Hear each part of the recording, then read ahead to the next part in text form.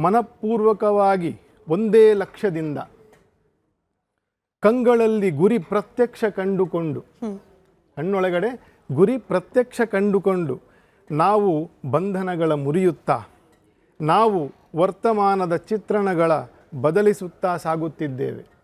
ಬದಲಿಸ್ತಾ ಇದ್ದಾರೋ ಇಲ್ವೋ? ಬದಲಿಸುತ್ತಾ ಸಾಗುತ್ತಿದ್ದೇವೆ. ಇದು ನಮ್ಮ ನವಯುಗ, ಇದು ನಮ್ಮ ನವಭಾರತ.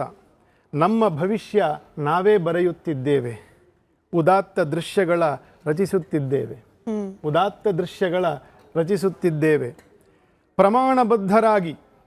ಪ್ರಮಾಣಬದ್ಧರಾಗಿ ಧೀರ ಹೆಜ್ಜೆಯ ಇಡುತ್ತಲಿ ನಮ್ಮ ತನು ಮನ ಪ್ರಾಣಗಳ ಒತ್ತೆ ಇಟ್ಟು. ಸಾವಿರಾರು ಜನ ಇದಕ್ಕೋಸ್ಕರ ದುಡಿದಿದ್ದಾರೆ